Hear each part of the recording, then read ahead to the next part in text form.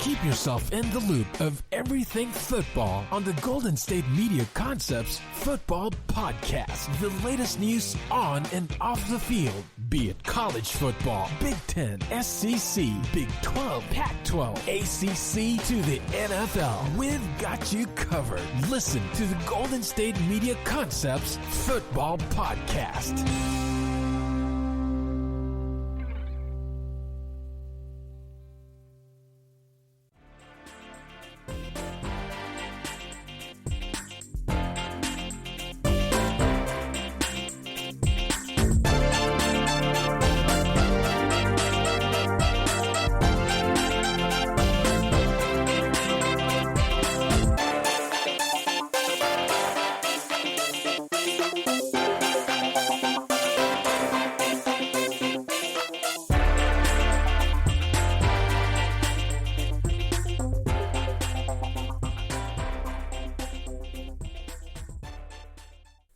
Thank you for tuning in to the GSMC Football Podcast, brought to you by the GSMC Podcast Network. I am your host, your guy, DJ Youngs.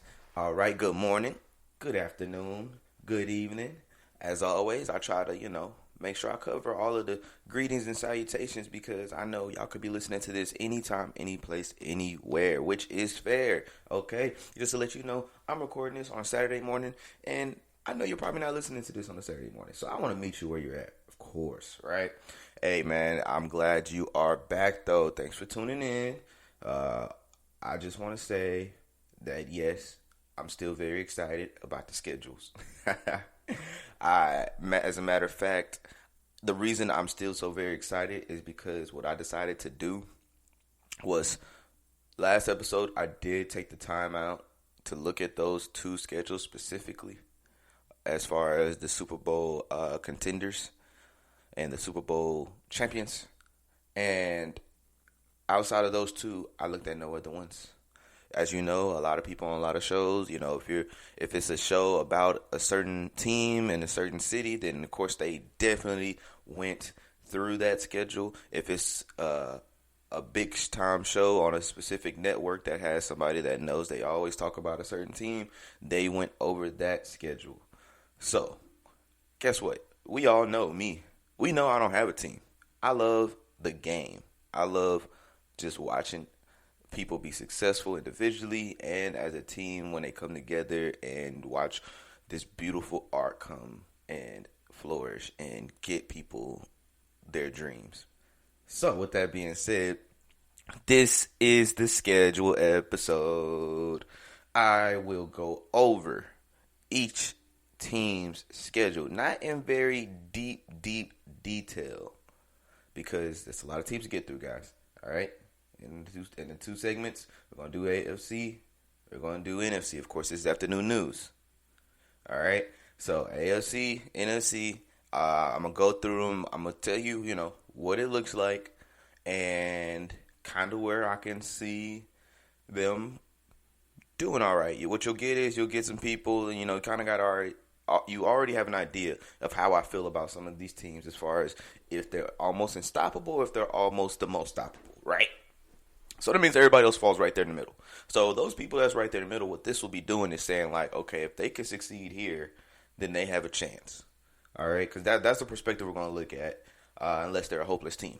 If it's a hopeless team, then oh well. But it's like, hey, if they can win this game, this game, and this game, they might have something.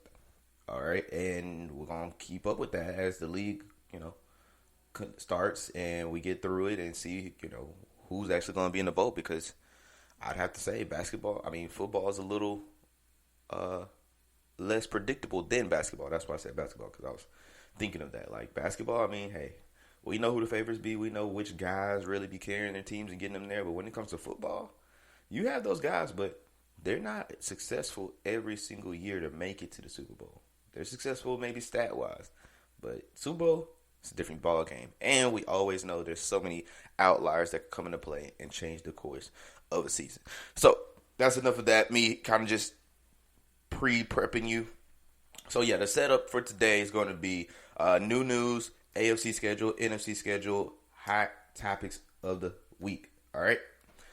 So Getting into it, man. We're gonna get started. Just to let you know, which is pretty much every week, especially being in the off season. But when it comes to the news, a lot of this stuff just makes the news. Some of it be news, that's true, and then a lot more just makes the news because we don't got nothing else to work with. A lot of teams be quiet. We ain't heard from this week. Nothing really happened. Nothing bad, at least, because that's 9 times out of 10 what makes the news. Which is part of the reason why I'm starting with the drama. I'm gonna start with the drama that's going on around the league, and then I'm gonna just update you on some other things that are significant enough to talk about. All right. So, for starters, a member of the team representing the women suing the Texans quarterback Deshaun Watson recently reached out to Watson's legal team to discuss the case, according to the text messages and recordings reviewed by sources.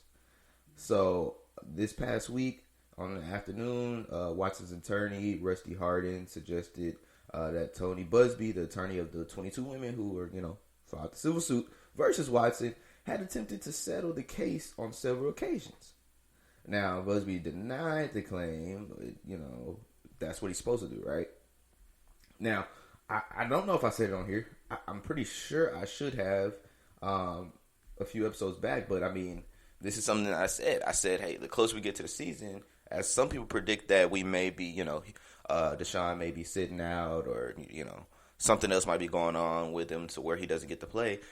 I saw that, hey, if what is all going on is really going on, if the owner of the Texans team is honestly someone who still wants to work with Watson, like the organization says they still want to work with Watson, and if he truly is a friend of this lawyer, Busby, then of course he's going to try to tell his bud, like, hey man, all right, you did what you need to do. I respect that. I ain't trying to, cross the line, step on feet on as far as your profession, but I definitely have to ask you to try to wrap this up before the season starts, man. I need that guy. And that's a lot of times what comes down for athletes are settlements. So I've come on here and I said there's a good chance it'll be settled before the season, if not at the beginning of the season. Either way it go, I don't see this going to court. And, it's a civil case at that. Yeah, not a criminal, civil. So I didn't see it going to court or anything like that to where it's going to be something we're tuning into every week, finding out what these women are testifying, what the jury thinks. I didn't think that was going to be the case. I'm like, hey, they're going to settle this, and this is going to be in our past come 2025. It only comes up when Watson does something great. Everybody wants to bring it up, stuff like that, right? And guess what? This is the start of it, as you see. This is the start of it. Now, again, there's denying. Busby told the television station that 4 of the clients met with the league's lead investigator. Her name is Lisa Frail. And that he has probably 4 more women who want to meet with the NFL, but is not sure whether he is going to let them speak with the league investigators. He's trying to still decide that. Now, the league, if they really... I believe if this is a serious situation to them, and if you came out this far to, try to stop him or get him in trouble or whatever you're trying to do to him, you definitely want to talk to the league at least, right? Like, think about it. When people are trying to get justice, and, in the process of getting justice in a courtroom, you're also trying to stop whatever's going on outside, especially when it comes to somebody famous. Think about it. Like you're not necessarily trying to get them fired, but you want some type of repercussion. Now, some people might be trying to get them fired depending on what their roles are. But in this case, you want repercussions. So, of course, a lot of people know that how the NFL works, a lot of their policy, there's a lot of things that they must follow as far as off the field, as far as their character and brand name goes. So, yeah, if this is like something that happened to me, like let's just say I was the guy and that thought Aaron Donald hit me.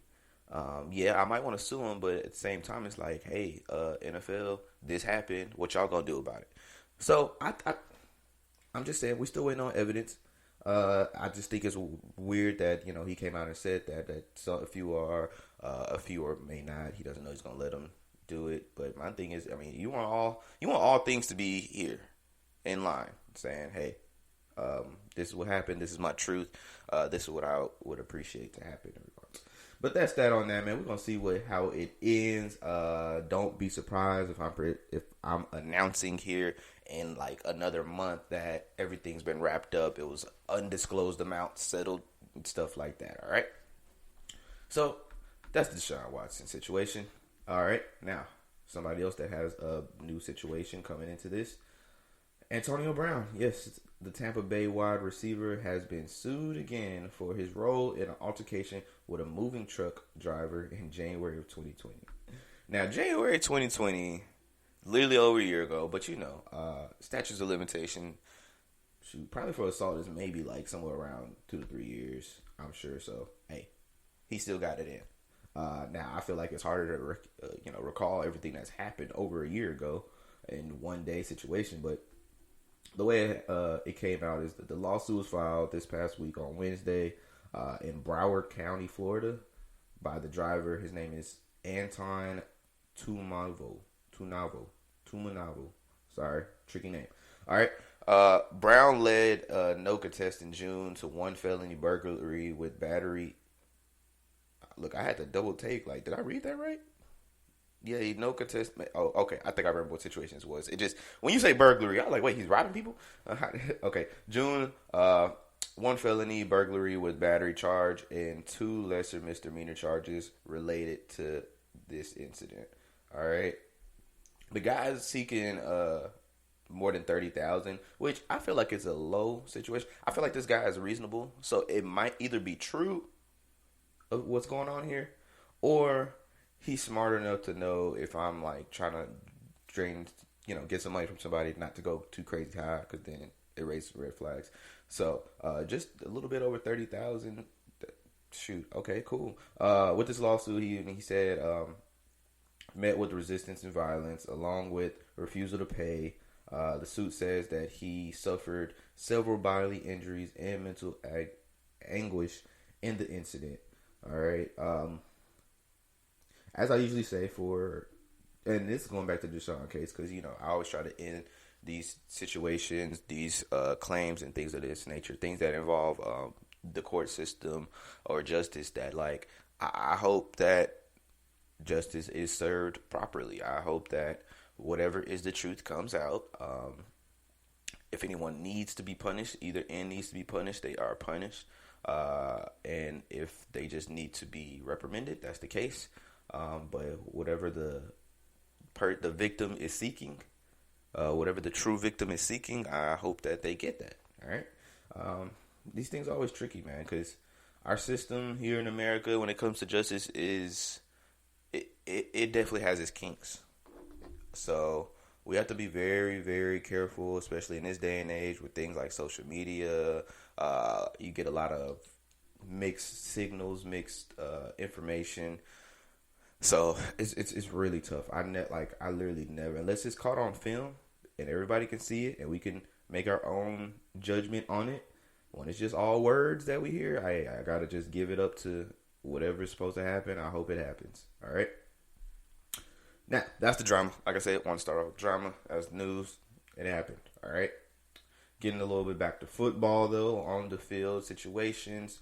So this past week, Matt LaFleur, he was, talking to the media. He doubled down on their desire to continue coaching Aaron Rodgers, which, are we surprised? I don't think so. So he said, I got nothing new to update, and we will still obviously feel the same way. All right. This was on Friday during the team's rookie minicamp. That's what this interview was doing, actually. All right. He said, we want him back in the worst way, which I'm not really sure what that means. We're going to unpack that and say, I know he knows that, and we'll continue to work at it each and every day. All right. That's what he said. All right. Now let's unpack this. We want him back in the worst way. So many ways you can hear this sentence. We want him back in the worst way, like condition-wise. We want him back in the worst way, meaning we're hurting badly without him. I don't know. Let's see. Let's flip it. We want him back in the best way. We want him back in the best way. that don't even sound right. I mean, only the only way that sounds right is in condition wise, like if somebody got injured and like, well, we want them back in their best, way and stuff. But when we're talking worst way, there's a lot of interpretation that can happen there. But given off his tone, if you actually watched it, he meant it in a way that like not conditioning, meaning like how they feel about keeping him. Well, Matt, I just you making it hard for us to believe you guys. How do you want him back in the worst way, but you just keep disrespecting him for years on years? My thing is, first of all, I don't know what kind of relationship a coach / coaching staff / management can have with someone that they've been with for this amount of time. Like, it's different when to be honest, it even surprised me with 1 to 2 years. But I guess we are talking about a career / occupation where things are very disposable. Like, imagine if AT&T, T-Mobile, Sprint, and all, well, T-Mobile and Sprint are one now apparently, but Boost Mobile, all these networks, like, just imagine if they had, like, I guess specific phones for each one, because I mean, we know we got iPhones and all that, but let's just say each place, because they got their own stuff going sometimes, had their own phones, and I guess, they got to trade them and stuff like that. They'll be very disposable. So I'm guessing maybe that's how these people, meaning management and coaches in the NFL, see players. Maybe they see them very disposable. Now, I see them as humans because I'm on the outside.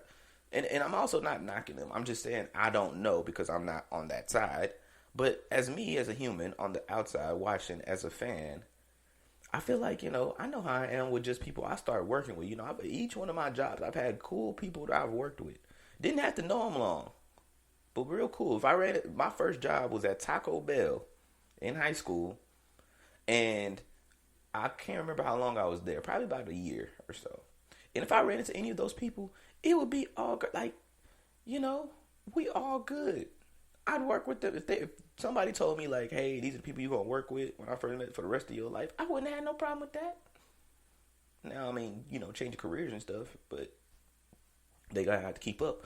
But at the same time, it's just, how could you be with this man this long and not, like, take him as serious as he wants to be taken? Do you not see him as a colleague, as a friend after all this time, to where it's like somebody you could really just spit game with and, shoot the ish with, as people say, and just discuss what you want to do? You've been successful with this guy. He is the main reason for your success. Why don't you want to work with him well? Now, I mean, this is me speaking from Aaron's point of view, but to play devil's advocate, there could definitely be a lot of stuff that we don't know about Aaron Rodgers that maybe, hey, I've also worked with people that rub you the wrong way, and you just avoid it. You just do your job because it ain't none of your business, and you definitely ain't got the power to fire nobody, so you do what you're supposed to do. Which in this case, clearly, the coaching staff can't do that. But being that Matt LaFleur said this, that tells me one of two things. Either he does care and he is being stopped from communicating, or he does not see him that way and he's being forced to say this to keep him happy. Either way it go, both situations are shady. Okay, this is a shady situation, and they need to just get it together and possibly, honestly, just move on. If Aaron Rodgers doesn't ever change his feelings and thoughts about how he feels with them, I think it's time to go ahead and move on, Aaron. All right. Now, sorry, I just had to give my 10 cents on that because when I heard that, I was like, this is just so weird. Now, real quick, getting back to the rest of the news, man, because Aaron Rodgers is going to be talked about on here probably like for every episode for the next couple weeks until we figure out what happens with him. Kadarius Toney made the news this week, mainly because apparently at his rookie training camp, he worked out on the field with no shoes on, and it was because apparently he had the wrong size cleats. So still seeing him go at drills. People, I guess, were impressed. Maybe. I don't know. I mean, I ain't gonna lie, I ain't never did no drills on the field without no cleats on. I played through that pain. I'll never forget the first time I wore some cleats that was too small for my feet is because I had to borrow them for a buddy. What happened to mine? I don't remember. But at the end of the game, yeah, there were a few toenails broken, man. You gotta be careful when you wear those small cleats. It's dangerous. All right. The Washington football team signs former Miami Dolphin safety Bobby McCain to a 1-year deal. He had just got released last week by the Dolphins. So he came and worked out this past Monday. Last Monday for Washington, and they agreed to, go ahead and sign him. All right. So McCain started 55 of 87 games for Miami. But, he was released and saved the Dolphins $5.6 million in cap space. So this was a money move. He was the 5th-round draft pick to the Dolphins in 2015, had 46 tackles and an interception in 2020. In his six seasons with the team, he had 7 interceptions, 4 sacks, and a forced fumble. All right. So that's somebody that's got a new home. So the AP FCS All-American teams are out. I do want to give respect to them because, they don't get as much respect as the opposite side, the big schools and stuff, because this is D1 football as well. But just because they're not in those big conferences, they get overlooked. So real quick, man, kind of going over some people to, shout out right now. I'm gonna do the first team just to give those guys, their big props. Won't do the second team. Sorry, guys. Squeezed on time. All right. So for the first team on offense, quarterback Eric Barrier, senior at Eastern Washington. Running backs Otis Way out of North Dakota and Julius Chestnut out of Sacred Heart. Linemen include Cordell Volson, North Dakota State, Drew Himmelin, Illinois State, Garrett Greenfield, South Dakota State, David Kroll, Delaware, and PJ Burkhalter. Man, you guys got some tough names when I'm not used to them.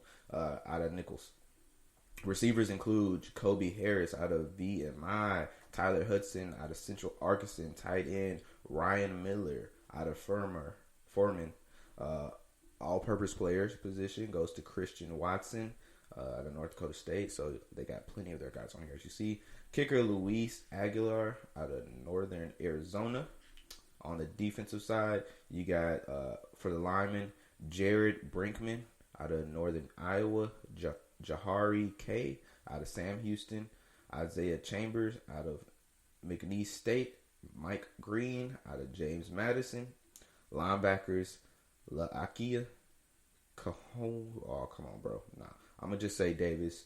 Because it's a tough name. Dash Davis. Lakia Davis. I'm sorry, brother. Out of Southern Utah, Stone Snyder out of VMI. Kobe Campbell out of Presbyterian. And then the DBs include Chris Edwards, Sanford, Nicorio Harper out of Jacksonville State, Robert Rochelle out of Central Arkansas, and Kendrick Whitehead, Delaware. Punter Garrett Wagner out of North Dakota State. Congrats, young man. You've done well. You've done a great job for sure. So I definitely want to give you respect. There is a second team, so you guys look that up and shout that out. Pay those guys some respect. Check them out. I'm gonna also tell you who's in the championship game here in just a second. But next up, let's talk about George Klavikov. Now, he's the president of the entertainment and sports for the MGM Resorts International, something that I hope that I get to for the first time look at, enter, because I'll be going to Vegas. I'll be in Vegas when you hear this, as a matter of fact, when this releases. Going to celebrate my birthday, man, for the first time out there, so get to see all that cool stuff we see off TV and all of some of my favorite movies. All right, so Klavikov,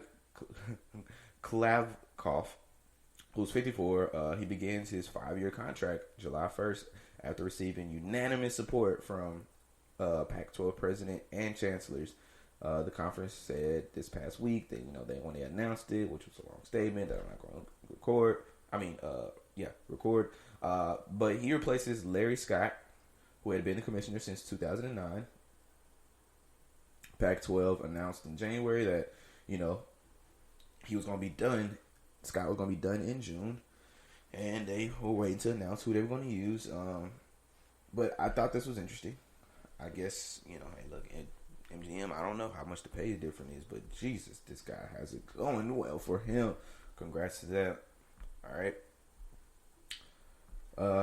Some more drama, just a little bit. Massage therapists have been barred from Ohio State's campus and from having an interaction with Ohio State athletic members after an independent investigation found she had engaged in inappropriate and exploitative behavior targeting members of the Buckeyes football team. Yes, that's no bueno. I have a thought, but I can't share here as far as this individual, because that is, I think it's very sick. I think that they should remove it from saying a massage therapist and say her name, because this happens, I think, more often than people think. These athletes, these young guys, especially when they're at these PWIs, are targeted often. And they get put in situations to where a lot of times they are made to look like the bad guy. So I'm glad they caught this massage therapist. You should just go ahead and say her name so she can't say any other campus. And I'm saying her because it said her, I believe. Yeah. Because it just says the massage therapist is a 41-year-old woman. So 41, these guys are in their teens and 20, 21 max, which it's legal, but come on, man. She lives roughly 2 hours north of campus and obtained her massage therapy license in 2009. Why are you telling me this? No, tell me who she is. Tell us, this is predator behavior. Very much so predator behavior. So I don't think it's fair that, in situations like this, they try to cover things up. But when it's these guys, when it's the athletes, it's, such and such is in the news because they're accused or alleged this has happened. And it's a bit frustrating, but media has, not changed much in a very long time. But, hey, I got y'all. You know what I'm saying? I might become a sports investigator. That way I could start giving the real news and stop sugarcoating stuff, but then people might hate me, which means I'll get more attention, which means I'll be, doing big on this thing, right? Just messing with y'all guys. All right, the ACC basically said that they will not be moving too quickly to expanding into playing everybody else. They may still stay in conference just for the protection. Fair. And then in the FCF championship, Sam Houston State, which is not far from where I live here in Houston, and it's a team that it's a school that a lot of people that I know have gone to. People go to. It's one of the closest ones to get into when people want to stay close to home. So very familiar with them. Very proud of them for their season being undefeated, going to the championship, and they'll be playing South Dakota State University, the Jackrabbits. All right, so congrats to both programs. I understand that they have been through some things in order to get there, so happy to see that, man. Congrats. Okay, that's new news. You got your news. You got your fix. Now it's time to talk these schedules, man. All right, so we're going to take a quick break and be right back. Are you looking for help for your fantasy football team? Check out the GSMC Fantasy Football Podcast. Get today's best advice on who to start, who to sit, even who you should draft. From sleeper picks to red-hot lineups, they got it all covered for you. That's gsmcpodcast.com/fantasy-football-podcast. We'll cover traditional leagues, dynasty, PPR, even IDP leagues. When you need fantasy help, there's just one show to hit up. Don't forget to like them on Facebook and follow them on Twitter. Visit gsmcpodcast.com for more info.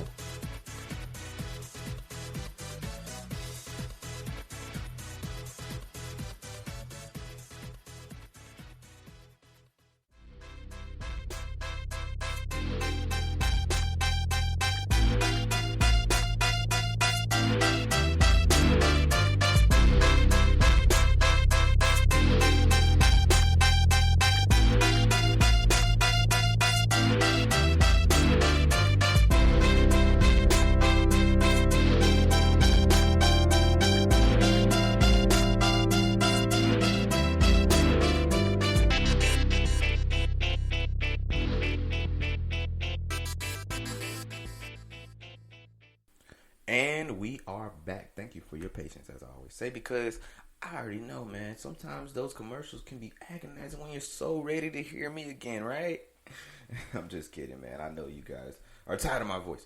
But no, I hope you really pay attention to those commercials, man. We got good stuff there. We got good stuff going here at the network. A lot of great people put together a lot of great things for you guys. So definitely want you to get that information on what to tune into sometimes. You know what I'm saying? And we got some good music. I know you like those intro songs. So, getting into it, like I said, this is the scheduled episode. In this segment, I will be giving my reactions and thoughts on the AFC schedules, man. So, some of them are going to, by the end of it, you're going to know a little bit more of who plays who each week. But instead of talking about week by week, I'm going to just kind of go and be like, okay, they play boom, boom, boom, boom. Then they got their break. If they do this here. Hopefully, if they can handle their business here, then if somebody steps up here, then, you'll see, man. Let's get into it real quick because it's a lot of things we got to get through, right? All right. Starting in AFC, man, the first team, because you usually start in the AFC East. All right, so we're going to start with the AFC East, I guess defending champs, 2020 champs, okay? All right, so Buffalo Bills, who came in first in the AFC East, what their schedule look like this year? Well, starting off the year against Pittsburgh, then playing Miami, Washington, Houston, Kansas City, Tennessee, bye week. Tough first half, I gotta admit. That's tough. It's not even half. They play 6 games, then they're on their bye week. So that means the rest of their games, are they doing 11 straight after what? 10 straight after that? No, it's 11. Yeah. Okay, so let's talk about that first part there.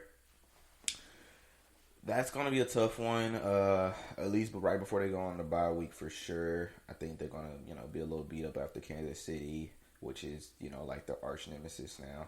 And then Tennessee, they're not a weak team. That's going to be a tough one. It's a good chance they can roll over Washington, Houston. Washington tougher, of course, defense-wise. Houston, no one has to worry about. And then you got Miami and Pittsburgh starting off the season. I think those will just be fair games. But then when they come back, second half, Miami, Jacksonville, Jets, Indy, New Orleans, New England, Tampa, Carolina, New England, Atlanta, New York. I think they have a pretty good schedule for themselves, though. I don't think there's anything too threatening here. Toughest game is probably going to be Kansas City for sure. And then after that, Tampa Bay. Not saying that they need to sleep on the Patriots, who they have to see twice because they're in the division. But everybody else, they'll be in the playoffs. Okay, we don't have to worry about that. They'll be in the playoffs. So let's talk about the Dolphins' schedule. Miami Dolphins, who came in second in this division last season, they're looking at a longer first half because they don't have a bye week until week 14. Now, I think that's going to be tough. That's going to be tough for them, I got to admit. What they have is New England, then Buffalo, Las Vegas, Indianapolis, Tampa Bay. Let's stop there. That's already a hard start. Those first 5 games are already tough. Those are going to be tough games. Even Las Vegas.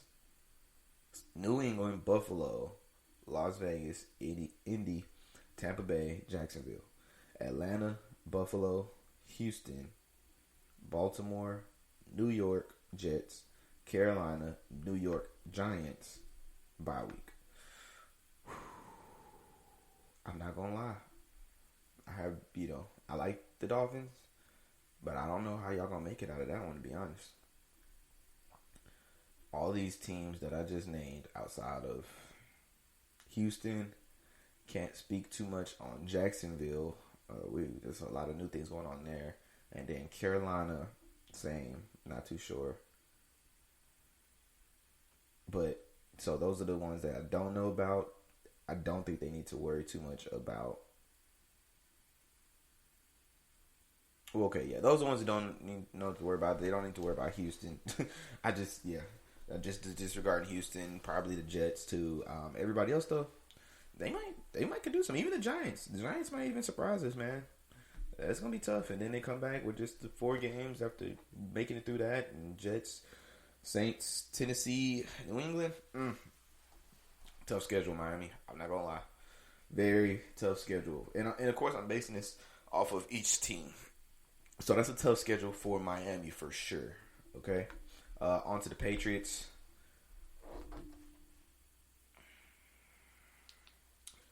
So, the Patriots became the 3rd in this division and just had a very different season for themselves last season. They also will be having like that same setup as the Dolphins had, as they play 13 weeks straight before having a bye week on week 14.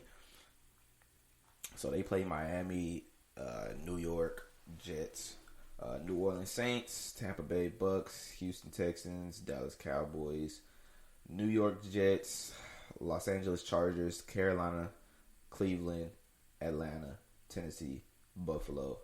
Bye week, Indy, Buffalo, Jacksonville, Miami. Okay. I think this is a team that have their groove, at least after the first 5 weeks, which the first 5 weeks will definitely test them. I think it's a good test because I think they play different levels of skill. So you got Miami, who I say is medium.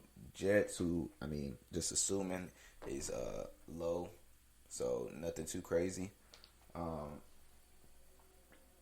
New Orleans Saints don't know much about, but I'll put them in medium. Tampa Bay was a tough contender, and then Houston at the bottom. So I think that gives them a range of what they need to do, what they need to work with. Then they got the Cowboys. Yeah, okay. Again, if they at least beat the team they're supposed to beat. So just based off paper, going off of it, I know this is a lot we don't know yet, but they should beat the Dolphins at least once. They should split that one. They should beat New York Jets twice in their division. They should beat them twice. They should win that game versus Houston. If they can win one of the games they probably shouldn't win, that can guarantee them a playoff spot, I believe. So if they beat, I believe, Dallas, Tampa Bay, Cleveland, those are the games that will set them apart for sure. But yeah, I think they got an okay schedule. I think the thing is, after the first 5-6 games, really after 6, after they play Dallas, we're gonna know where the Patriots stand. We're going to know if they're going to be that middle team that's just like, okay, as long as they just keep it up, win the games they're supposed to win, they end up losing the games they're destined to probably lose, then it is what it is. All right, now for the New York Jets, I mean, I'll tell you what their schedule is, but this is one of those teams that I don't have too much high hopes on. They have a lot to prove before a lot of people put their confidence in them. All right, so they have 5 games before their bye week, which is Carolina, Patriots, Broncos, Titans, and Falcons. Then come back after the bye week, and they do Patriots, Cincy, Indy, Buffalo, Miami, Houston, Philadelphia, New Orleans, Miami, Jacksonville, Tampa Bay, Buffalo. Very tough for them. I don't see it going well. Jets, keep working at it. Look, we don't even have to spend too much time on that. Just show us what you got this year, show us what you can do, and we'll go from there. All right, AFC North, very tough division. Have one of my playoff favorites, Cleveland Browns, in it. But also, I don't want you to sleep on the Baltimore Ravens, okay? Because I've got news for you. Lamar's on his 5th option, and guess what? He got some proving to do if he want to get paid. So, I know somebody broke that down to him to where he gonna bring it. All right, he is gonna bring it. Just wait and see. All right, they got Las Vegas, KC, Detroit, Denver, Indianapolis, Chargers, and Cincy before their bye week on week 8. I think that's a great first half schedule for them. Being that, again, they get to fill it out, they get to play different levels. None of these teams are really rollover teams, so they should be contested, like in some cases just enough, and in others very much more. We'll know by bye week what we're looking at when it comes to the Baltimore Ravens. Then they go on to Minnesota, Miami, Chicago, Cleveland, Pittsburgh, Cleveland, Green Bay, Cincy, Los Angeles Rams, and Pittsburgh. Yeah, they're gonna have to work. Like I said, that division, having to play the Browns twice, the Steelers, they're gonna have to work. Okay, that's all I'm saying. And again, don't sleep on Cincy. They might have some great offense skill this year. All right, Cincy. Let's talk Cincy. All right, Cincinnati Bengals, getting Joe Burrow back hopefully in full effect. Getting his Ace Boone Coon from his college and Chase.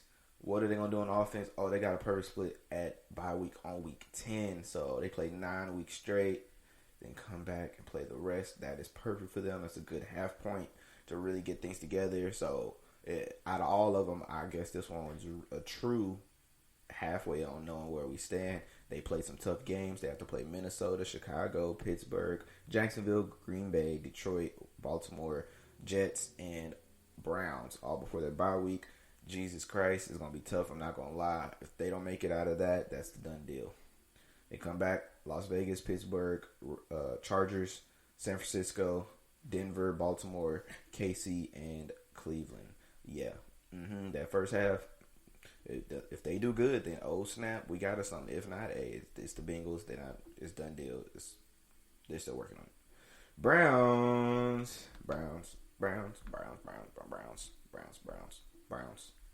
Okay. The Browns, my division favorite here. Ooh, got a tough one. No bye week until week 13. Got 12 games straight. 12 games to test themselves, but 12 games that they are capable of winning is the point. All right. They start off the year with Kansas City. That game's, I can't wait. Sunday, September 12th, I'll be watching. Can't wait. All right. They play them, then they play Houston. So that's a good calm down game, right? Chicago, Minnesota, Chargers, Arizona Cardinals, Denver Broncos, Steelers, Cincy, New England, Detroit, Baltimore. Yes, and yes. A lot of those games I'll be tuned into. Think about that competition versus the Chiefs. Shoot, even the Bears, Arizona, Pittsburgh, New England, Baltimore. Those are going to be some good games, man. I just probably put good and games together and got games. I don't know how. Okay, and then they come back after the bye week. Baltimore, Vegas, Green Bay, Pittsburgh, Cincy. Cool. They still can. Now I give that like a medium, like on a scale from 1 to 5. That's like 3.5 side 4 on toughness. So it's not going to be a walk in the park, but I think they're capable of making it happen. Pittsburgh. Real quick. Pittsburgh is a team that won this division last season and won it in a very fashionable way at first and then went out sad in the playoffs. So, with Ben's possible last season here, they got some new pieces. They got Najee out there in the backfield. Picked up some good pieces and receivers last year that came in clutch for them this past year. So let's see how I got. Buffalo, Las Vegas, Cincy, Green Bay, Denver, Seattle. Again, very good test. Very, very good test before they go into the bye week. A lot of these teams are going to know where they stand before the bye week for sure. After that, Cleveland, Chicago, Detroit, Los Angeles Chargers, Cincinnati Bengals, Baltimore, Minnesota, Tennessee, KC, Cleveland, and Baltimore again. They're going to have to work. Pittsburgh, hey, y'all going to have to work. I'm not going to lie. It's a good chance y'all could look real ugly out here if y'all don't have it together. That's for sure. Houston Texans, the team that, as you can tell, I don't think have a chance of doing diddly. I mean, Deshaun come and do what he can, but they just don't have everything else there. It's kind of like what James Harden just went through with the Rockets. Unfortunately, if it's not there, it's not much one man can do. So they also have it where it's split right at week 10, which is a good point. But Jacksonville, Cleveland, I'm gonna say tough after the games that I think they really have a struggle with. So Jacksonville, Cleveland, tough. Carolina, Buffalo, tough. New England, tough. Indianapolis, Arizona, tough. Rams, tough. Miami, tough. Tennessee, tough. Jets, Indianapolis, possibly. Seattle, tough. Jacksonville, Chargers, San Francisco, tough. Tennessee, tough. Okay. don't expect them doing well on that. I'm not gonna lie. That's just how it is. All right, Indianapolis, and I think that I told you guys that this is kind of just based off of my first reaction. This is my first reaction to these things. I did not see them. That's why I said I was still very excited. So, Indy. All right, you got the Colts coming through, not having their bye week until week 14. Far one. They're going to have to really push through with the new quarterback. But those tough defenses, I'm scared for him. So, Seattle, I'm scared for him. Rams, I'm scared. Tennessee, I'm scared. Miami, I'm scared. But, Indy could possibly be as bad as Houston with this tough schedule. Seattle, so first game, Seattle, then the Rams, Tennessee, Miami, Baltimore, Houston, San Francisco, Tennessee, Jets, Jacksonville, Buffalo, Tampa, Houston, New England after their bye week. We're after their bye week now. New England, Arizona, Vegas, Jacksonville. No, sirree. I don't care who y'all got. Having Pro Bowlers come back and stuff. T.Y. Hilton, as old as he is, man. Hey, nah. Y'all might just be as bad. Y'all might be the new NFC least. Like, the AFC South, I don't know how well y'all gonna do in this climate. Outside of the Titans, really. We got to see what Jacksonville do, but I still don't think they have enough. Speaking of Jacksonville, let's go to theirs with their new head coach and their new head quarterback and possibly running back duo. We'll see how they do that. Bye weekend is week 7. They play Houston, Denver, Arizona, Cincy, Tennessee, Miami. I think that's actually good for them to test them to see where they're at. You got some easy games, especially starting off, getting accustomed with, new quarterback and coaching scheme versus the Houston Texans. Perfect.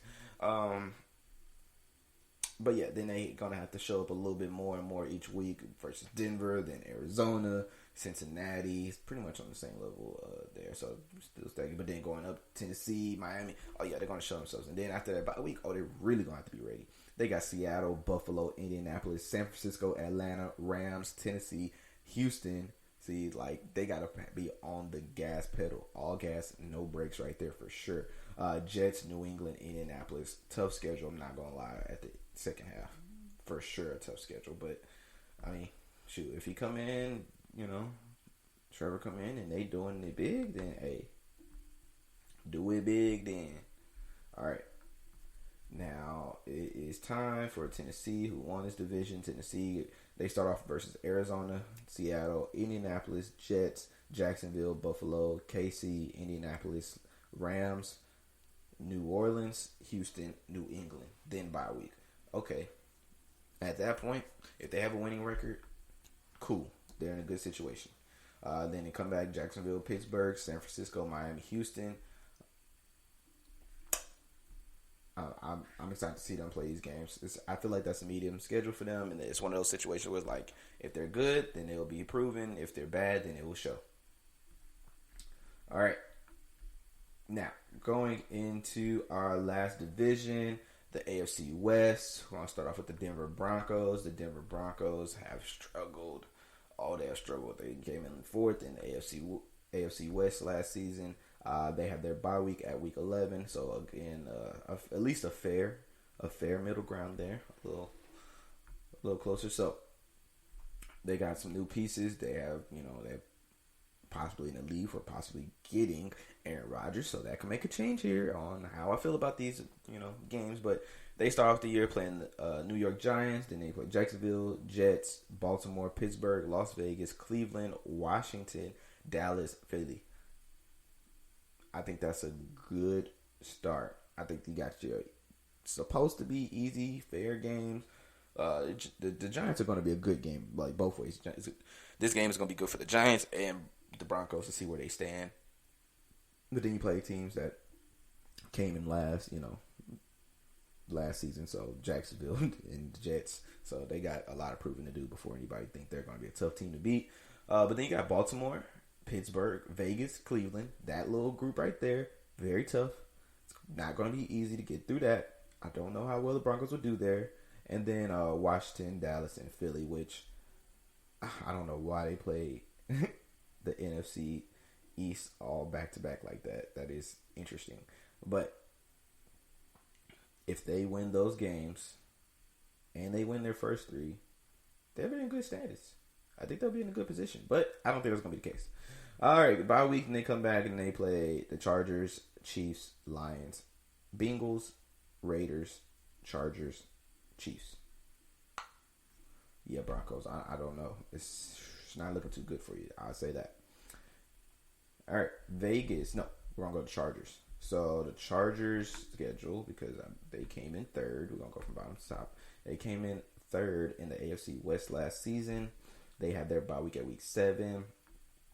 They play Washington, Dallas, Kansas City, Las Vegas, Cleveland, Baltimore. Y'all gonna have to really show it, Justin. Justin, you gonna have to bring it, Justin. That's a tough one. Then you come back after your bye week and play New England, Philly, Minnesota, Pittsburgh, Denver, Bengals, Giants, Kansas City, Houston, Denver, Vegas. I think that's a pretty tough schedule for the Chargers. I don't see them being successful as of right now in that environment. I see them keeping up, but it'll be kind of looking closer to what we saw with Joe Burrow last season, where it's like they were trying, they'll score, they'll be up there with them, but they just can't do enough to keep away. All right, Las Vegas Raiders, a team that went 8-8 last season, but got the second place in the AFC West. Bye week 8. So start off Baltimore, Pittsburgh, Miami, Chargers, Chicago, Denver, Philly. Okay, good to see where I'm at schedule at the very beginning. Play some tough teams up top. Then got some medium teams / weaker teams in my suggestions coming at the bottom. But I could definitely see this not going well for them because when they come back too, they got to play the Giants, Kansas City, Cincy, Dallas, Washington, Kansas City again, Cleveland, Denver, Indianapolis, Chargers. If they come out on top, like if they do really good this season, that means they're cold. You should be afraid of the Raiders if they have a good season and possibly get into the playoffs right behind Kansas City. Because this is not going to be easy. First of all, it's already hard that you got to play Kansas City twice. Okay, that's for starters. But you also have Pittsburgh on here, who's at least a contender. Don't sleep on Philly, who can make anything happen. You're already starting off with Baltimore, and not to mention the Browns, as I keep telling y'all about. All right. So last but not least, the team that went to the Super Bowl, that won it one year, lost it this past year, but is a force to be reckoned with. Last but not least, the Kansas City Chiefs. Okay. They have their bye week in week 12, a little bit later in the season. But, hey, look, if they come out with that winning record before the bye week, we know what it is anyway. I think they only lost 3 games last year. 3 games last year. And this year they start off the game against Cleveland, like I mentioned when I was talking about the Cleveland. And that's going to be a great game to watch. Then backdoor Baltimore, another great game to watch. Chargers, Philly, Buffalo, great game. Washington, Tennessee, Giants, Green Bay, great game. Vegas, Dallas, great game. Excited to watch, like, literally 6+ of those games. 6 out of 12 for sure. Half of those games are must-sees, almost. All right? So, Kansas City Chiefs come out of that with a winning record. We know what it is. They're going to be good to go. When they come back from the bye week, they got Denver, Vegas, Chargers, Pittsburgh, Cincinnati, and Denver again. What they got going there, pretty easy to say. They're in good hands. I don't think that's an easy schedule, but I definitely don't think it's a hard one because of who they are. Okay, not hard for them. It could be hard for somebody else, but for Kansas City, that's a good schedule. It's an exciting one to watch, and we're going to see if they are successful or if they blow everything we thought about them up to pieces. That's what we're going to be looking for. All right, so that's the AFC schedules, man. Stay tuned. We're going to take a quick commercial break, come back, and I'm going to throw them NFC ones at you too, give you the thoughts, let you know what it is. We'll be right back. Tired of searching the vast jungle of podcasts? Now listen close and hear this out. There's a podcast network that covers just about everything that you've been searching. Hey! The Golden State Media Concepts Podcast Network is here. Nothing less than a podcast bliss with endless hours of podcast coverage. From news, sports, music, fashion, cooking, entertainment, fantasy football, and so much more. So stop lurking around and go straight out to the Golden State Media Concepts Podcast Network. Guaranteed to fill that podcast itch. Whatever it may be. Visit us at www.gsmcpodcast.com. Follow us on Facebook and Twitter, and download us on iTunes, SoundCloud, and Google Play.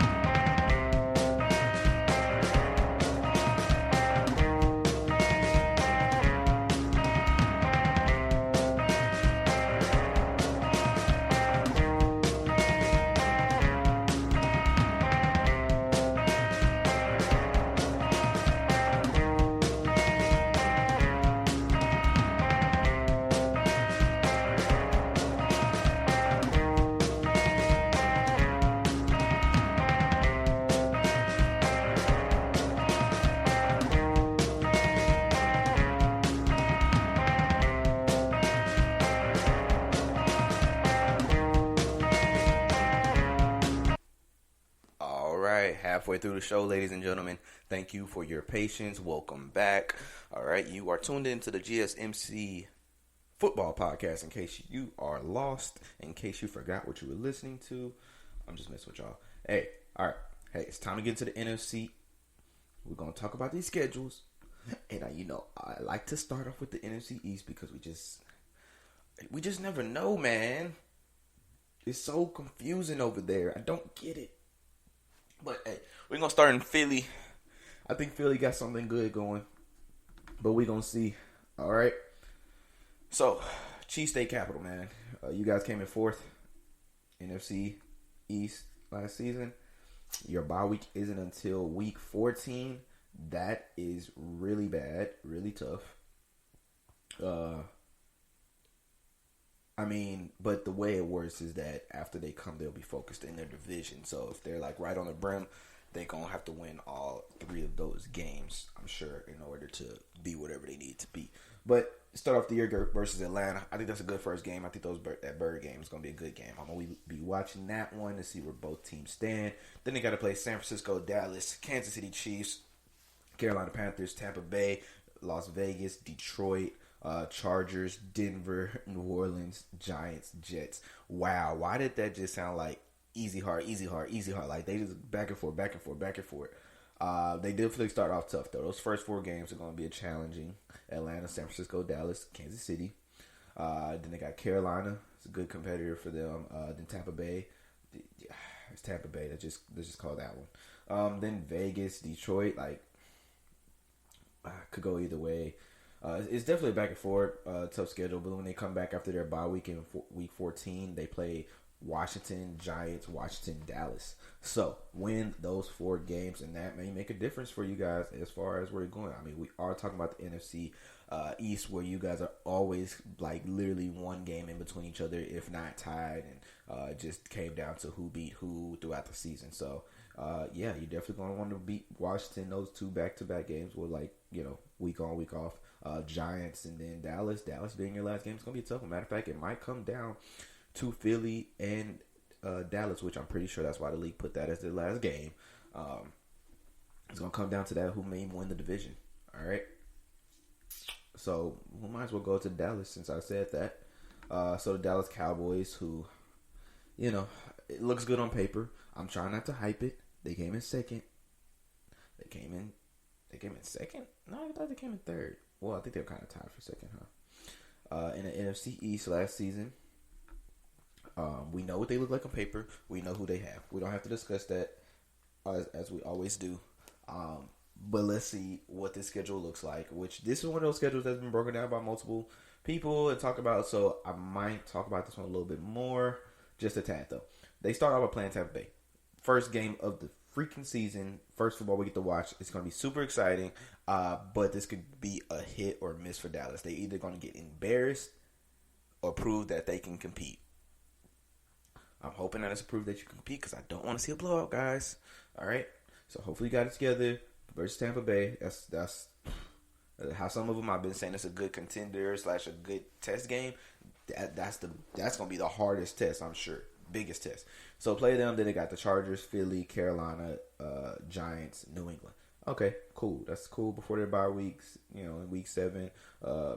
Shoot. If it makes sense, to be honest, I don't think you should lose no more than 2 games, including Tampa Bay. So Tampa Bay, 1 more. You shouldn't lose any other games. And even if you do lose, I ain't going to lie, that's going to be kind of a disappointment if you do lose 2.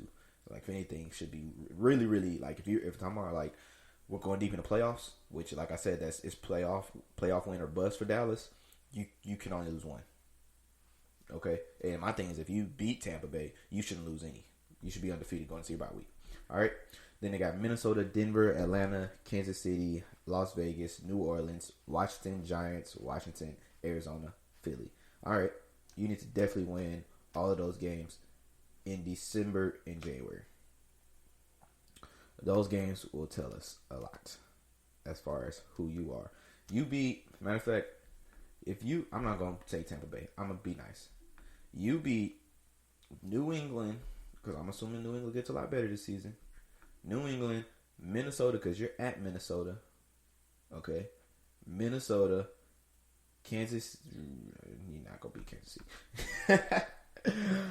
New Orleans. Okay, let's say you sweep the division and beat Arizona and New England.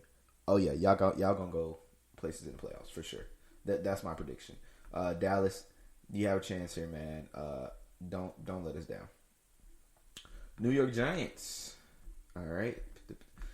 Very big team as far as coming to the big screens. Second in the NFC East tied with the Cowboys. Like I said, their schedules were they have their bye week in week 10. Good middle point. Good. All right, but they have to go against Denver, Washington, Atlanta, New Orleans, Dallas, Los Angeles, Rams, Carolina, Kansas City, Las Vegas. Very tough first half, but if you come out of that unscathed, then you are in a good position. But will you? I seriously doubt it. I don't think you'll do well in that. Then you got to come back after your bye week and play Tampa Bay. Not looking good. You got Tampa Bay, Philly, Miami, Chargers, Dallas, Philly, Chicago, Washington. Giants may have top 3 pick next season in the draft because it's not looking good for you guys. I'm not going to lie. Sorry to break that to you. Now, Washington football team, who gets to go last here is because they won the division last season. Beautiful thing. They had a good, tough defense and a good, beautiful story with Alex Smith. They start the season versus the Chargers, then play the Giants, Buffalo, Atlanta, New Orleans, Kansas City, Green Bay, Denver. Tough first half. Not going to lie. You're going to have to work your butts off, especially on defense, to keep Buffalo, Kansas City, and Denver's offense from embarrassing you. I don't know how successful you'll be with that, but we'll see. Going into your bye week, you come out of that, you play Tampa Bay. Jesus Christ. This keeps happening with you guys having to play Tampa Bay first. Dallas plays them very first. Washington and the Giants played them right after their bye week. Oh my goodness. Carolina, Seattle, Las Vegas, Dallas, Philly. Oh, so look at that. 1, 2, 3, 4, 5. Their last 5 games are all division games. My goodness. You guys are going to be poop. You play Dallas and Philly back to back. So Dallas, Philly, and then Giants again. Washington, I'm not going to lie. Y'all gonna be in here fighting. Oh my goodness. Hey, don't be surprised if there is going to be high tension in weeks 14 through 18 in the NFC East.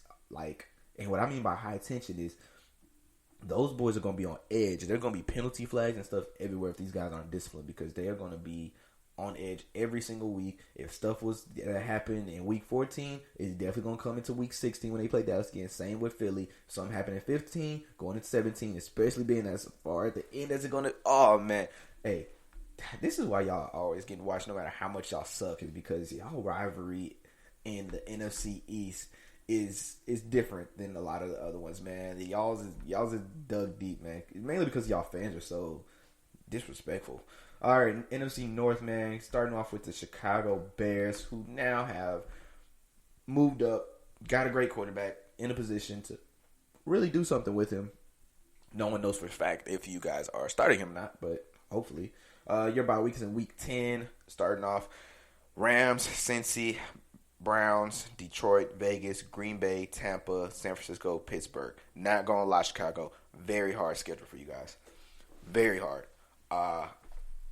There's no freebies here at all. Detroit and Cincy, we need to see what they're going to do to see where they stand. But, after that, you got a medium team in Vegas for sure. And then the rest of them are contenders. Look, the Rams, that's a defense that is very, very tough. Chicago's going to have everybody step up. Y'all going to have to bring y'all A game. Good luck there, man. Bye week, come back, play Baltimore, Detroit again, Arizona, Green Bay again, Minnesota, Seattle, New York, Giants, and Minnesota. Chicago. If you're listening to me, Chicago fans, if you're listening to me, y'all are going to have to be the best y'all have been in a decade to be successful with this schedule. If not, it'll show. I definitely see this going under 500 though, unless people step up and the coaches are phenomenal. If not, Chicago's going to be that team that's going to be a freebie this season for other people. Going over to Detroit, like I said, we don't know a lot here as far as what's going to happen. New quarterback situation, and a few other people moved around. By week 9, you got San Francisco, Green Bay, Baltimore, Chicago, Minnesota, Cincinnati, Los Angeles Rams, and then Philly. All those teams could roll over you guys. Like I said, we don't really know too much about the Chicago versus Detroit because really both teams have to prove themselves here. But everybody else, don't know Detroit. Come back from that bye week. You got the Steelers, the Browns, Chicago, Minnesota, Denver, Arizona, Atlanta, Seattle, Green Bay. Okay, Detroit, it's a done deal for you fellas. I'm not going to lie. Like, even if y'all got good coaching and a couple guys step up, y'all really don't have anybody that can keep up with that. Because, listen to what we're talking about here. All right. Yeah. All right, Minnesota Vikings. Minnesota Vikings having their quarterback issues and controversy and stuff, trying to figure things out there. But outside of that, man, let's see how you guys are going to do. Bye weeks in week 7. Cincinnati, Arizona, Seattle, Cleveland, Detroit, Carolina. I think that's a fair first half. You guys can compete there, see where you stand, come back out of that bye week, make adjustments, because then you got Dallas, Baltimore, Chargers, Green Bay, San Francisco. That's a tough beginning to your second half. Then you got Detroit, Pittsburgh, Chicago, Rams, Green Bay, and Chicago. I'm so sorry that this division you have to play Green Bay twice. Again, this is all with the assumption that Aaron Rodgers is starting there. If anything else is going on there, I do not feel this way. I keep having to give that disclaimer. But Minnesota, good luck. I think you guys have the schedule to where you are going to be close to that 500 range, being that we have an uneven number of games this year. It can't be completely 500, so you're either going to be right above it or right under it, in my opinion. But prove me wrong. And then the team that has a lot of question marks, but you still can't sleep on because of who they are, the Green Bay Packers, man. They demolished this division last season and, almost went to the Super Bowl, but I'm pretty sure Aaron Rodgers didn't want them to go to the Super Bowl because he is not going to reward bad behavior. Why would he do such a thing? All right. So, bye week's week 13. Wow. So, you guys are really going to have to go at it for 12 weeks straight, which probably is not going to be a problem. Good chance that if they have Aaron, on board, feeling good and going at it, I think they can go almost undefeated, maybe lose 1-2 games max, and one of them will be a surprise. So, and I'm going to tell you why. Listen to this. They got New Orleans, Detroit, San Francisco, Pittsburgh, Cincinnati, Chicago, Washington, Arizona, Kansas City, Seattle, Minnesota, Rams. If this is the same team as last year, plus their addition, the only game that would not be a surprise if they lose is Kansas City. All the rest of them, wow. All right. Now, let's say Aaron's not the quarterback. they lose half of these, honestly. Come back after that bye week. They play Chicago, Baltimore, Cleveland, Minnesota, Detroit. Detroit is your only freebie. Chicago is a maybe. And then the rest of them, tough games. You're going to have to bring your A game. All right, Green Bay, you better hope y'all still got Aaron. Or otherwise, it's a matter of fact, if y'all lose Aaron, y'all are going to be last in this division. Last in this division. Yes. You heard it here. I said it. I said they'll be worse than the Detroit Lions if they do not have Aaron Rodgers. Okay, maybe I'm exaggerating, but hey, that's what it takes for people to listen, and that's what it takes for me to get headlines. DJ Youngs said that the Green Bay Packers will drop to last in their division if they do not have Aaron Rodgers as their quarterback. Despite the defense, despite the weapons, yes, I said it here. All right, NFC South. I'm saying South because it was so funny at my job when, we were shouting out different cities. We were all on the big Zoom nationwide, and every time they mentioned us, had us speak up, people kept saying South Houston, and it's just, I didn't know we put an F. I don't put an F. I say South Houston.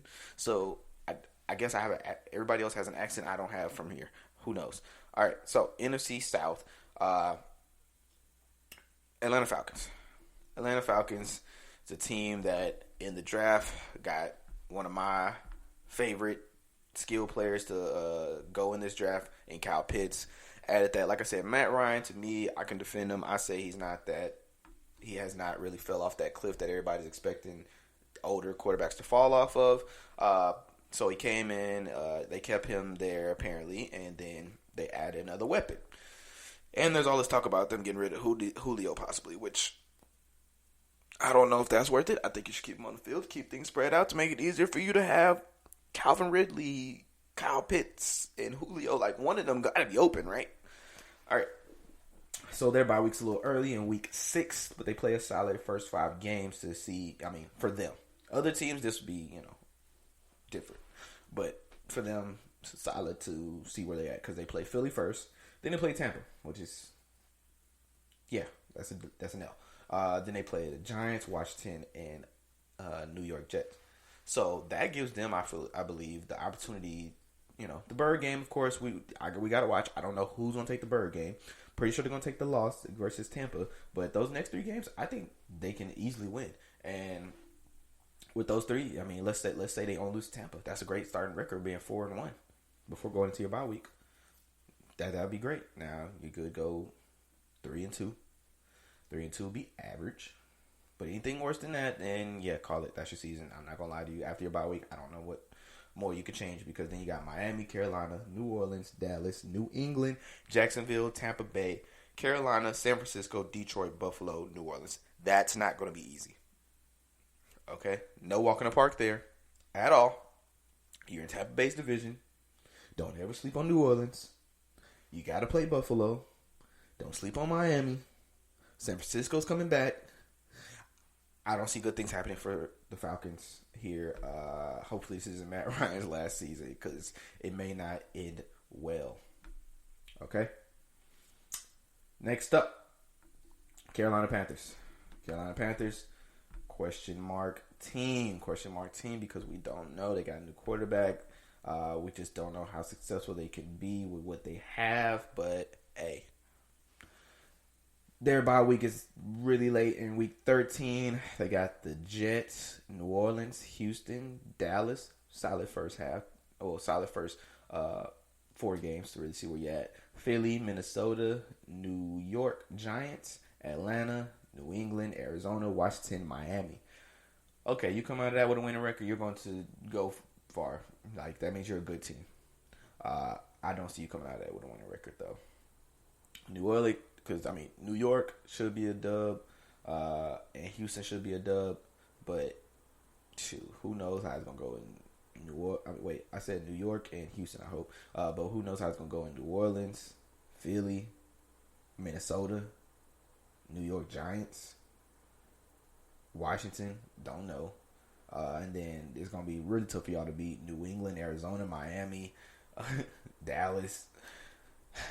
Good luck to you guys. Second half, after they come back to their bye week in week 14, they'll be playing Atlanta, Buffalo, Tampa, New Orleans, Tampa.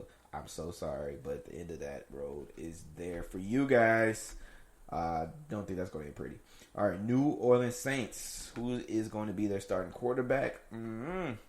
We don't know. I think it might be Jameis if you ask me, based off what they have and have many moves. I think they're going to stick with Jameis.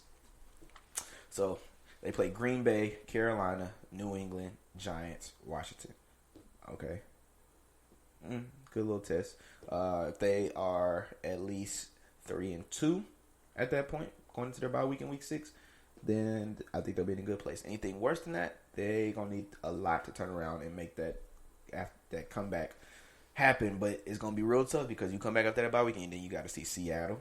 You got to see Tampa Bay, Atlanta, Tennessee, Philly, Buffalo, Dallas, and New York Jets, Tampa Bay, Miami, Carolina, Atlanta. Tough.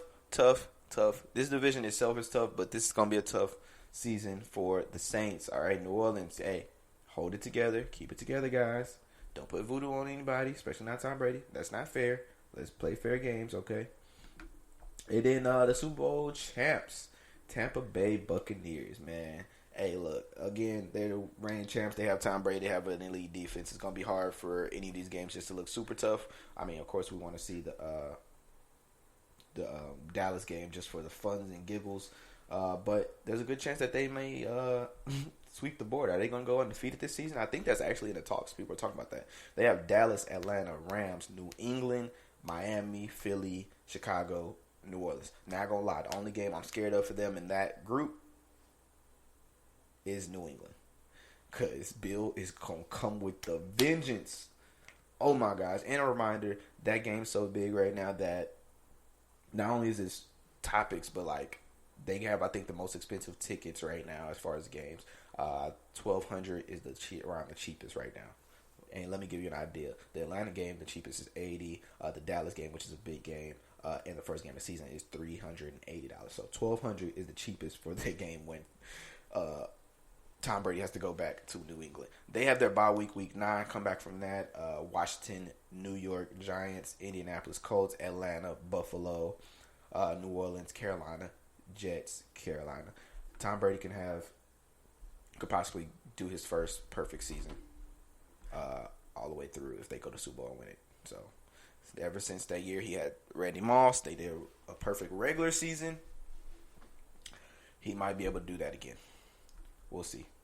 All right, now it's time for the last division. Division as usually saved for last, the NFC West. The NFC West is a tough division. Anybody usually can step up here. In this schedule, we're going to start off with the Arizona Cardinals, who are one of my favorite teams to watch this upcoming season. Got a lot of cool people on the team and a lot of great weapons, that's for sure. They're starting off versus Tennessee, then Minnesota, Jacksonville, Rams, San Francisco, Cleveland, Houston, Green Bay, San Francisco, Carolina, Seattle. I'm not going to lie, as much as I think this team is good and what they have and who they have coaching, it's a tough schedule, guys. I don't know how you're going to do here. I can't predict it right now. But I will say this. If you come out of that looking good, you're good to go. But it's not going to be easy. It's not going to be easy. Come back after the bye week in week 12 and week 13, play Chicago. Then the Rams, Detroit, Indianapolis, Dallas, Seattle. Okay, I think this is top 3 toughest schedules I've seen thus far, for sure. Definitely top 3. Arizona, good luck to you. Let's see what the Rams got going. Again, a lot of it's because their division rivals are good teams. San Francisco, the Rams, San Francisco, and the Seahawks are tough teams. So being that they have to play all 3 of those twice, which this goes for all of them, this group, I believe, is going to have the toughest schedules because of that. All right? They always go back and forth, man. The Rams, they have Chicago, Indianapolis, Tampa Bay, Arizona, Seattle, New York, Detroit, Houston, Tennessee, San Francisco, then bye week. Okay. All right. Come back from the bye week. Green Bay, Jacksonville, Arizona, Seattle, Minnesota, Baltimore, San Francisco. Again, tough schedule, man. This group's going to have a tough schedule because they play hard in their division. Then the teams that they have to play outside of their division, like Tampa Bay, on this schedule at least, Tampa Bay, Green Bay, putting those 2 teams, Baltimore, That's another one. Like, those 3 teams getting put on your schedule is just like, we got to really prepare for those. San Francisco 49ers hopefully coming back healthy with their people. I do not think they are starting Trey Lance. Oh, crap. Look at me jumping the gun into stuff I'm supposed to talk about later. Sorry, but yeah. So having Jimmy G started off, getting all their people back healthy, hopefully, I think they have a solid team. Remember, they went to the Super Bowl when everybody was healthy, guys. All right, so Detroit, Philly, Green Bay, Seattle, and Arizona starts off their season. The first 5 games, they have their bye week in their 6th. It's a good test to make sure everybody's good to go and see where they stand for sure. Coming back from that, if they had to make adjustments, this gives them a good opportunity to make those adjustments early on. Get back out there and play Indianapolis in week 7. Then go on to Chicago, Arizona, Los Angeles Rams, Jacksonville, Minnesota, Seattle, Cincy, Atlanta, Tennessee, Houston, Rams. If they are struggling anywhere specifically that first half, then that bye week, get it together, they can make a run in that second half and keep that tempo. All right. Looking forward to seeing that for sure. All right. Last but not least, the Seattle Seahawks, team that I always, you always got to take serious, man. They've been doing good. They don't really have losing seasons and stuff like that. I don't think that's going to change anytime soon. They got Russ. They got key players. Let's see, man. All right. Starting off the year, you got Indianapolis, then Tennessee, Minnesota, San Francisco, Los Angeles Rams, Pittsburgh, New Orleans, Jacksonville. Very good first half before going into their bye week in week 9. That's a very good one to say. If they go undefeated there, then they will be doing very, very fine and be going to the playoffs more than likely. I would say even win this division if that's the case. Because in that point, that means they beat San Francisco and the Rams both once. Now, I know they got to play them twice, plus the other teams twice, but let's see. Go on their bye week, come back, got to play Green Bay. Okay, tough one. Arizona, Washington, San Francisco again, Houston, Rams again, Chicago, Detroit, Arizona. Arizona is not going to be an easy win, but hey, I think that the Seahawks can do it. I think that they can make it happen. If anybody in this division, based off of this schedule, I believe can make it happen, I think that Seattle is the best bet. So, now you have gotten that information of who people play. You can take your own interpretation. You don't even got to take mine as far as where we stand with that. But, hey, it's going to be a season, y'all. I don't know about everybody else, but me, I'm excited. I am excited, man. We gonna see what it is. That's for sure. All right.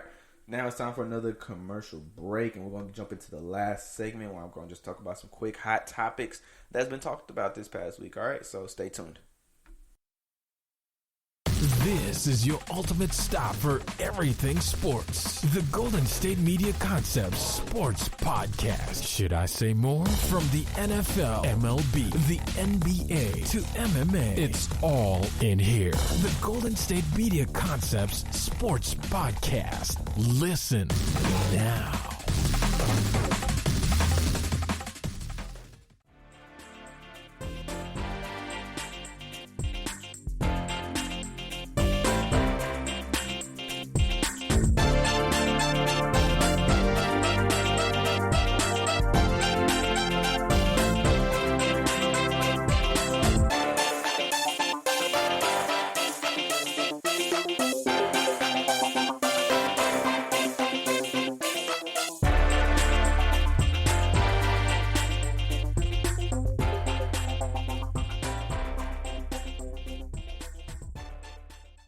And welcome back. All right, hope you enjoyed that beautiful music, right? It's time for the final segment. And I can't make any promises that for the next few episodes I won't be this excited for schedules and keep talking about them. But I do know that the draft stuff is still relevant. We got to talk about these new guys. Some topics that have been shooting around this week. I wanted to just throw some things out there real quick. That was, point of topic. So, hot topics, of course, are surrounded around either controversy, drama, or the new guys right now.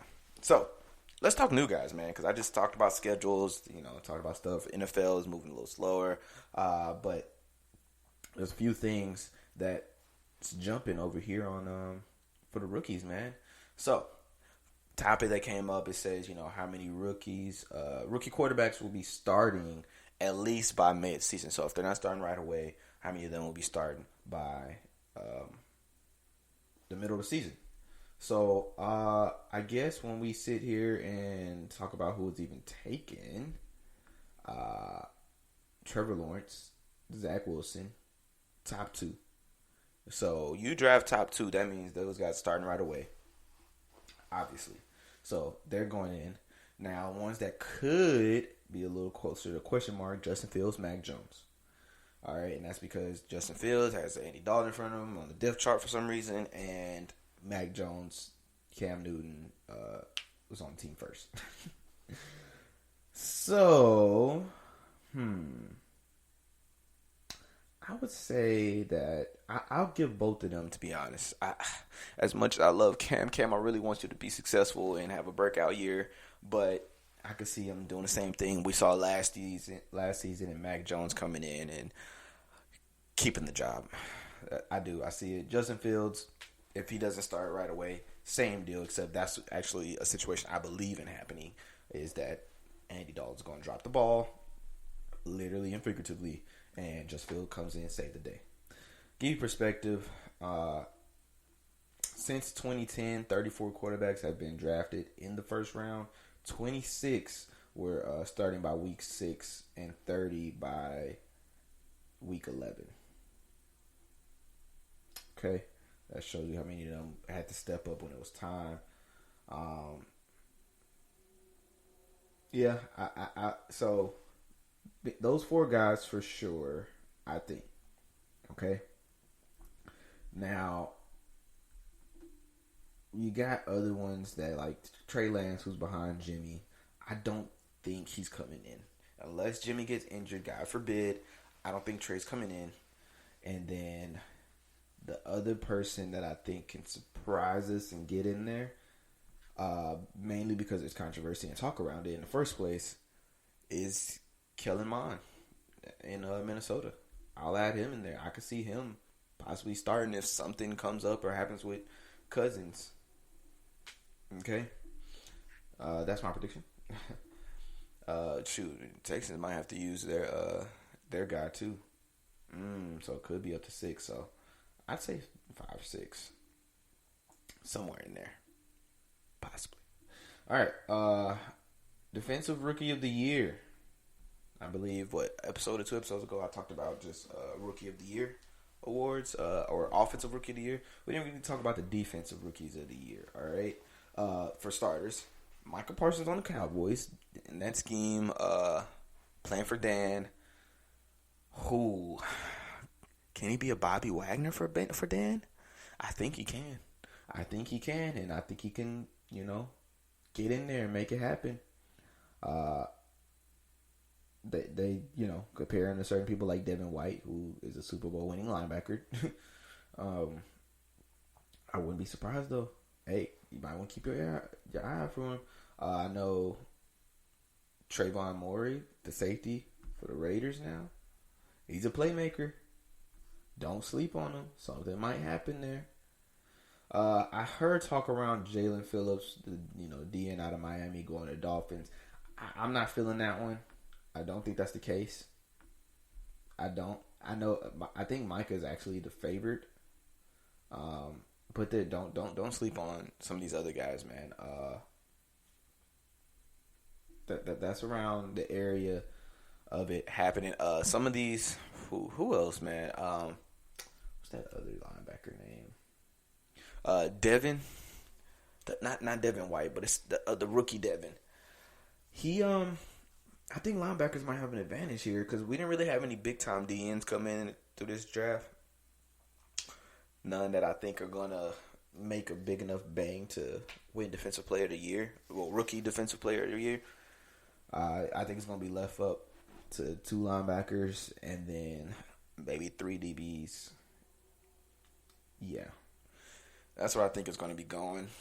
And that's including like Surtain, Like I said, Trevon Moehrig, those guys, whew, I'm going to be watching you guys closely. Now, speaking of the offensive rookie of the year, I mean, like I said, a lot of these guys are in serious situations. But one I don't think I mentioned was like Najee Harris. They use Najee Harris like New Orleans used their running backs. I think the Steelers got a chance of making this guy get a special reward, man.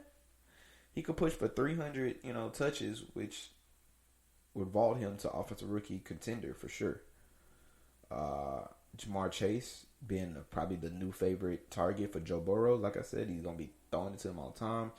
Jalen Waddle being Tua's new favorite target, throwing it to him all the time. These guys can break they can break their 2,000-yard season. Well, 1,000 for sure. But if they're the focal point, because think about it, we're talking about the Bengals and the Dolphins. Who else they gonna have to throw it to? Exactly. Right? You feeling me? All right, cool. As long as you do. But at quarterback wise, I mean, if Trevor could step up, surprise us all. Justin Fields, if he steps up, surprise us all. It's a done deal. If the Bears or the Jaguars have a winning record with these quarterbacks, those two guys are going to be up for the debate, because I know that means they're going to have some crazy stats. So both if Justin is starting, we know Trevor started, but if Justin Fields is starting for the Bears, that's a done deal. If those guys have winning records, because it ain't going to be winning from no other side but from what they can do. I'm sorry, but their teams don't have enough there, so it's kind of up to them, straight up. That's just the honest truth. Okay. Now, which team's rookie class will make the biggest impact? Well, I mean, I feel like that is a loaded question, because different teams, like some teams may have a star player, but they might only got like one, and then they may not have even had that many picks.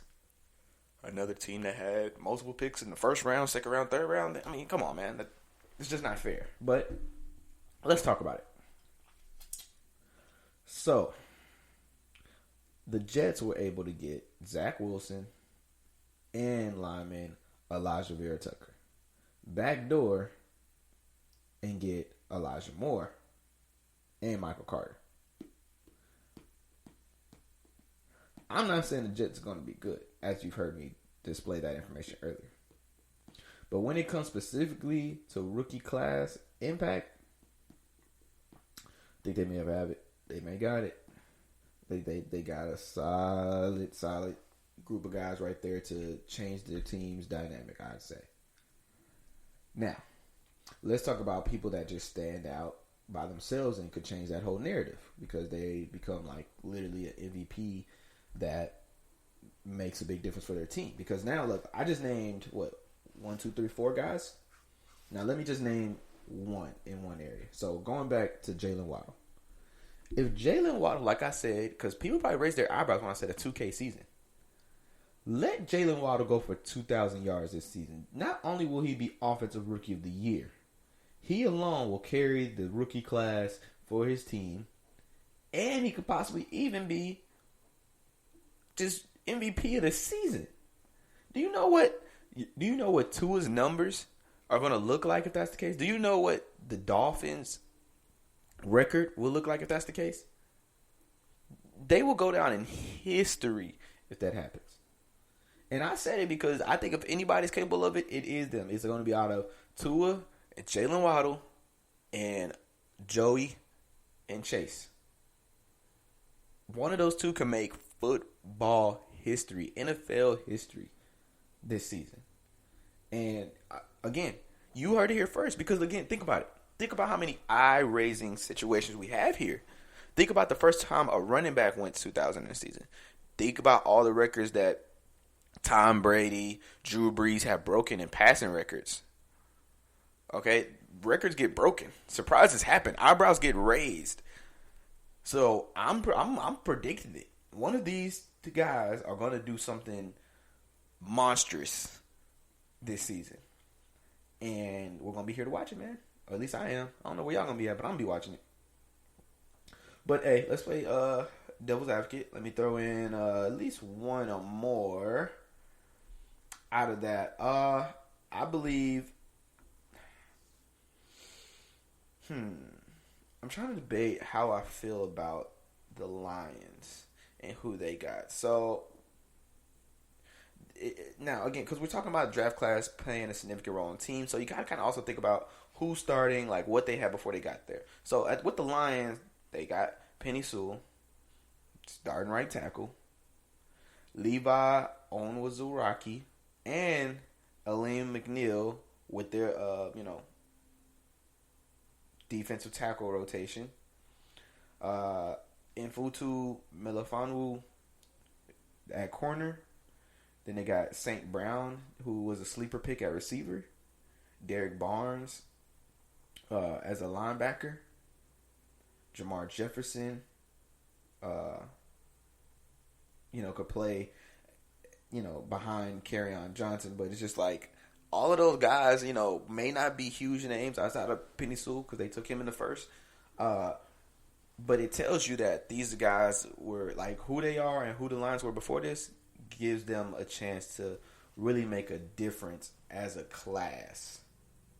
Like, those guys coming in there and really making a change to what's going on. So, don't be surprised now. Okay?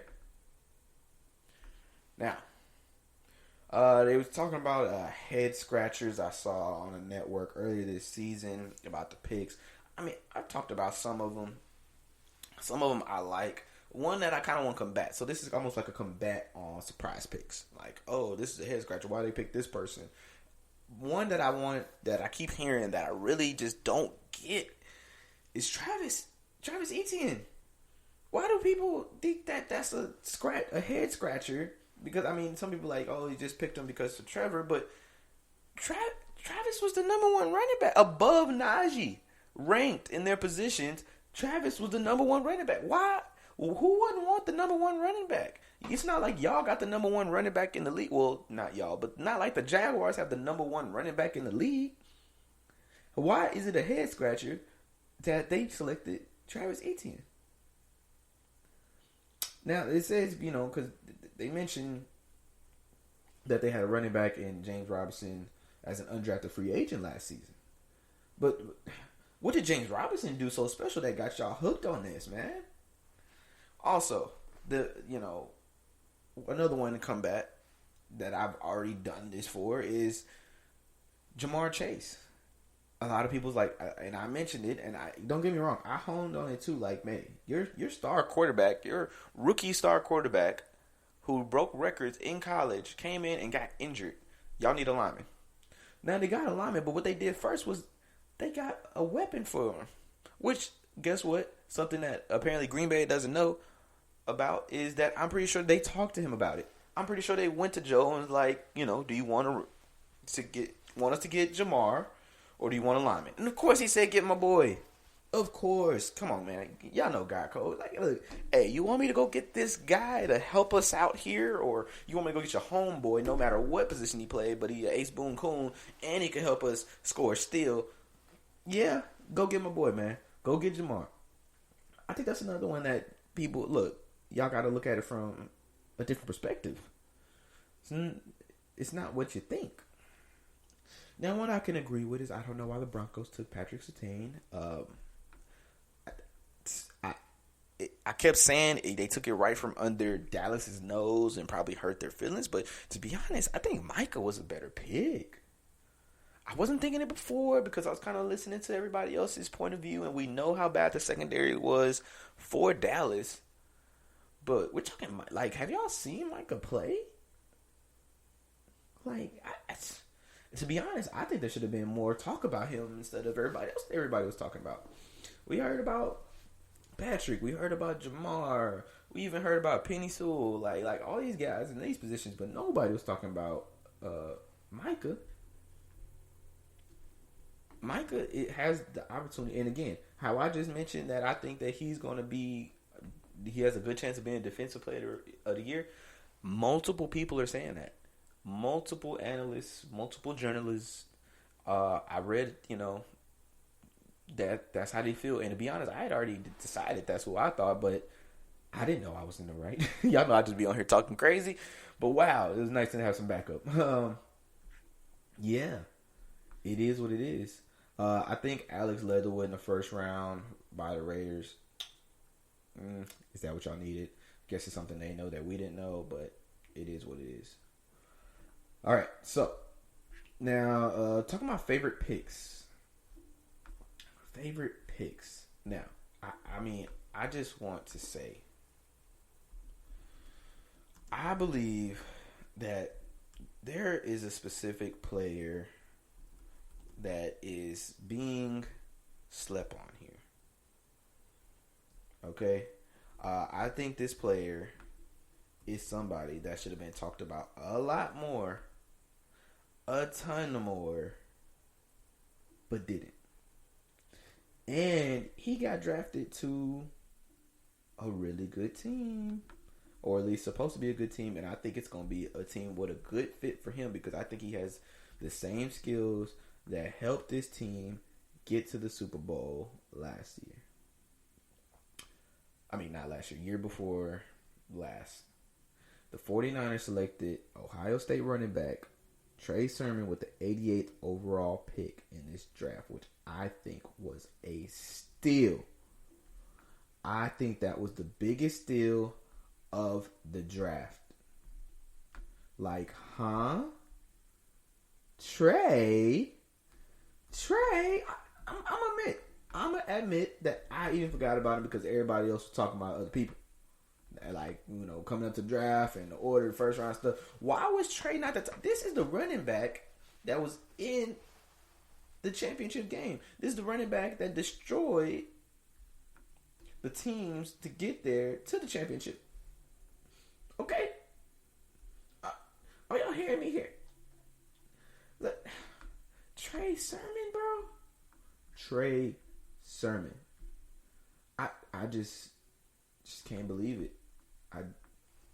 What do y'all expect to happen with this? Like, I expect Trey to be in a starter. I mean, I'm not gonna lie. I think they should at least rotate him in there, and he should be a standout for rookie of the year, at least offensive rookie of the year.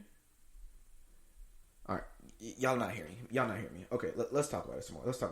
Okay, for those that don't know, Trey Sermon started at Oklahoma, freshman through junior year before he got to go to Ohio. Which, for whatever reason, it's funny how Ohio State is always involved with that. Either they're the team somebody goes to start, which I know some guys that came from teams, you know, Oklahoma, Alabama, and stuff like that, to go there and start. But they're also a team that people have to go. Oh, Justin Fields had to go there too.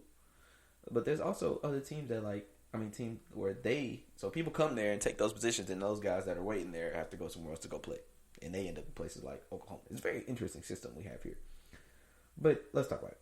So he was, you know, a little bit, some things that happened, or he couldn't play a full year after transferring, something like that.